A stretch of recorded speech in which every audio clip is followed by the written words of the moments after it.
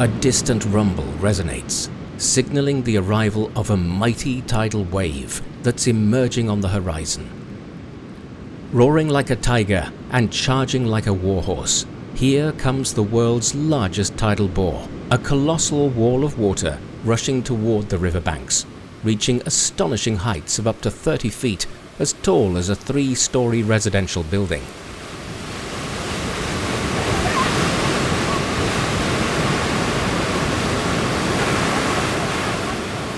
These are the many shapes of the Qiantang River tidal bore, and the place where the clash of water and stone takes place is Yangguan town in the city of Haining in southern China's Zhejiang province.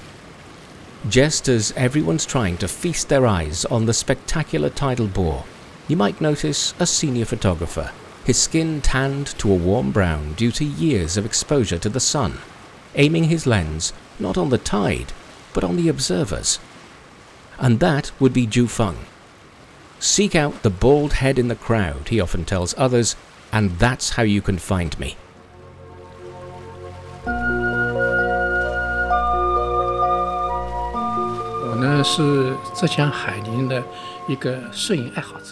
I am a photography enthusiast from Haining, Zhejiang province. My main theme of photography is my hometown, which is famous for the Qiantang River tidal bore.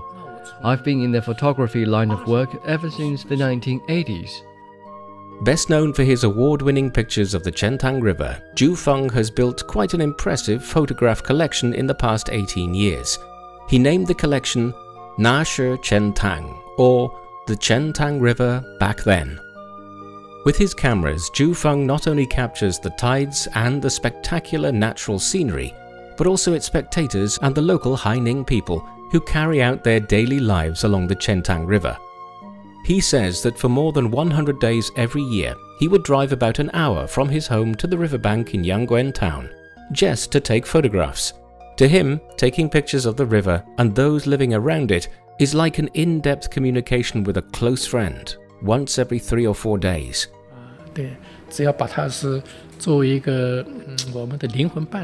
That's correct. The Qiantang River is just like a soulmate to me. Surely I can't keep it to myself, but I can feel its wonders simply by observing the changes of the tides. Every month, the river presents us with 2 tidal bores. And speaking of which, I've noticed that there's been a misunderstanding among some people that the tidal bore only comes once a year. I'm afraid we have Mr. Su Dongpo to blame on that.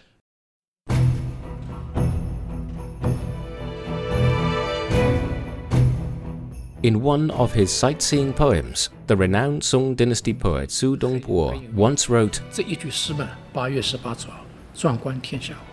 "The tidal bore on the 18th day of the 8th lunar month is unparalleled in its grandeur in the world. What an imposing and charming description of the scene. Every year, his poem inspires lots of people to come watch the tidal bore, many assuming that the 18th of August, according to the lunar calendar, is the only day of the year when the tides are what they call grandeur. But the fact is, there are big and small bores passing every month.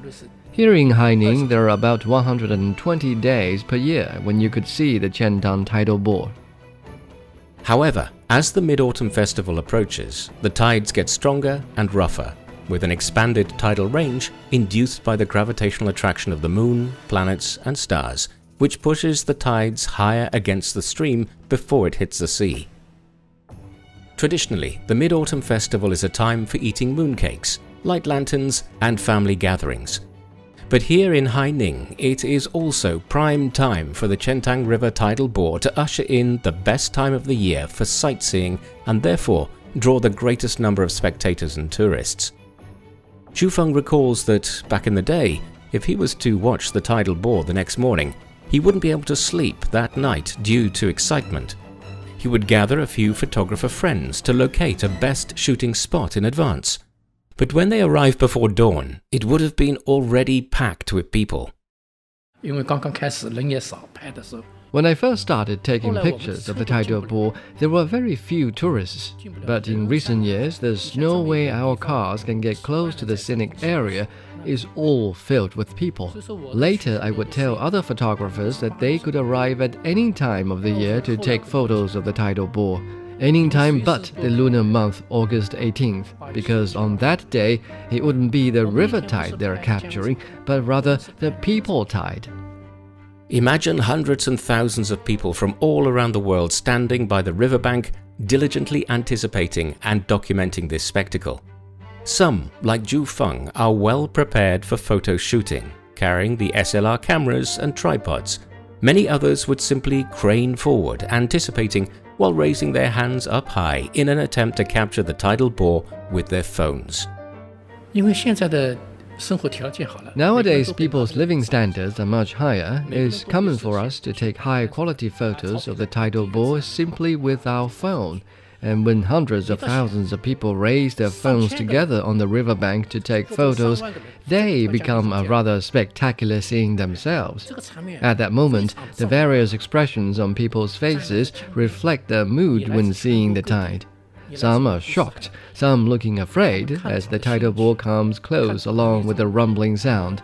And we as locals and photographers find it very interesting to observe and capture people's reactions. Zhu Feng says that in recent years, spectators and tourists are only allowed to stand on the viewing deck built above the riverbank and see the tidal bore from afar. But years back, as he recalls, it was a rather exciting and adventurous experience for them to be washed up by the tide as it got close.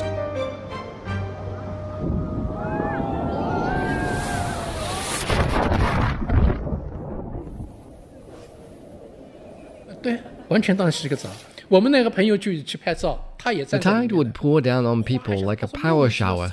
I've got a friend who came to take pictures of the tidal bore years ago, and at the end of that day he told me he wasn't able to capture anything because he was drenched from head to toe, with seaweed tangled up in his hair and on his ears. We had quite a laugh those days. Having based himself in Haining for basically his entire life, Zhu Feng is no stranger to taking such a tidal shower. When he was a child and the tide was not fierce, as he recalls, he and the other kids would calculate the time and run back towards the shoreline to escape the mild waves just for fun. Nowadays, after 18 years of picture taking around the Qiantang River, Zhu Feng is now an expert on the tidal bore who is able to tell how big a tide can get, as well as if it's risky to come close or it's best to observe from afar. Though Zhu Feng and his friend exchanged similar experiences in a light-hearted way, he does admit that the tidal bore is not completely harmless, and it's had a history of breaching the barriers and sweeping away dozens of spectators in the past. At the age of 66 now, therefore, he doesn't chase the bore as often as he would back in the day, and tends to spend more time studying new equipment and devices, like drones, to keep up with the tide from a new and safer angle.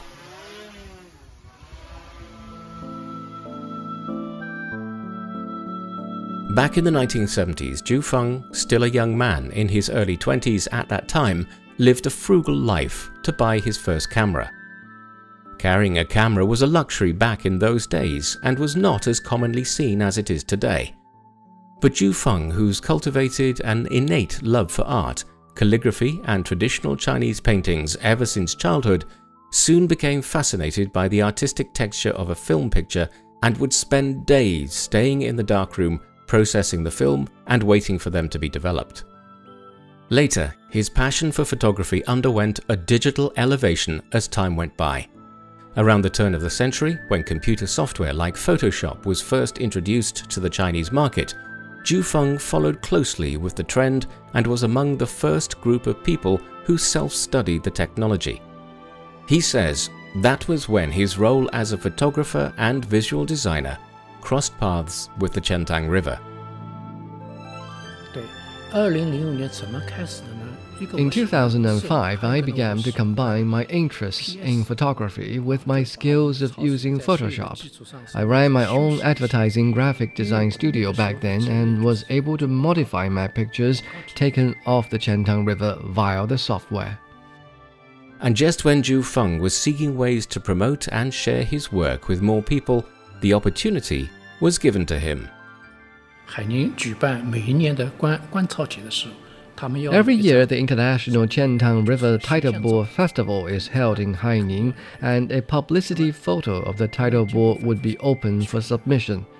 After several rounds of elections, my work was eventually selected to represent the tidal bore that year. And for many years after, I continued to submit my photographs and would constantly receive good feedback. It started off as a simple task, but now it has gradually become a vital part of my work and life. Over the years, Zhu Feng continued to discover new facets of the Qiantang River and add them to his collection. To him, the river and its tides have their own characteristics.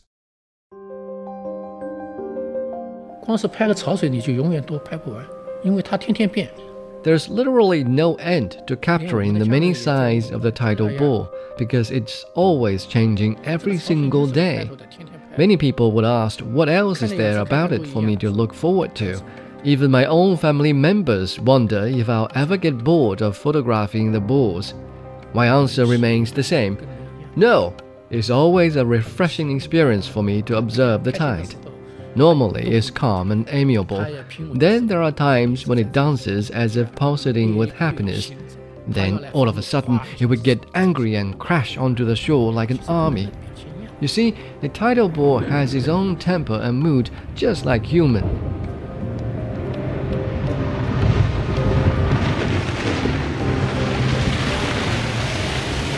In the meantime, Zhu Feng shares that the people here have also managed to rely on the tidal bore and have adapted their lives to live with it in harmony. Some were even adventurous enough to derive entertainment from the tide, something that's happened ever since ancient times.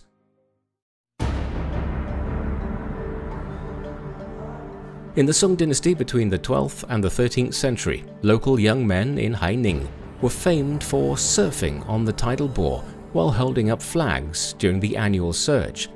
They were given the name wave riders or nongchoar.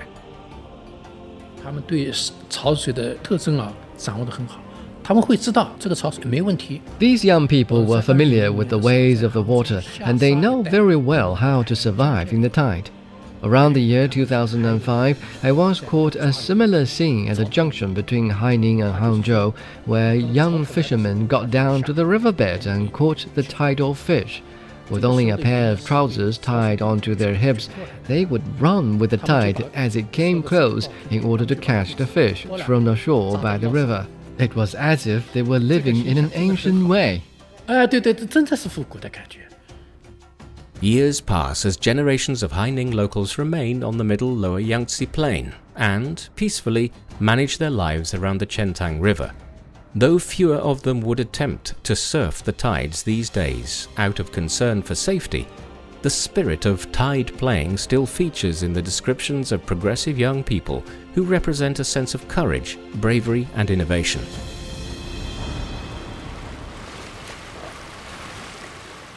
Then, as crowds of people retreat, bringing away with them the heat of the day, the river tide in the evening becomes not so much an indulgence of the eyes, but rather for the ears.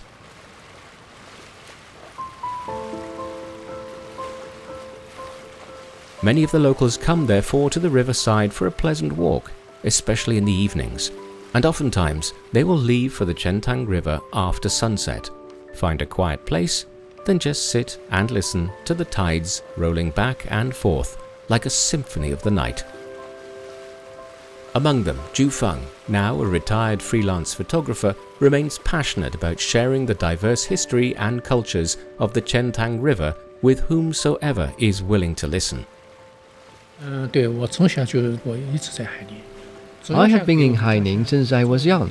This is my hometown, and I would like to document a piece of memory about this place that could be passed on to others. It seems to me that people are like stardust and will all leave this world someday. But before we go, I think it would be better if we can contribute even just a little bit to the very place we belong to and invite others to enjoy the scenery together with you. Wouldn't that be great? With that, we conclude this episode of Footprints. I'm Bob Jones. Thanks for listening.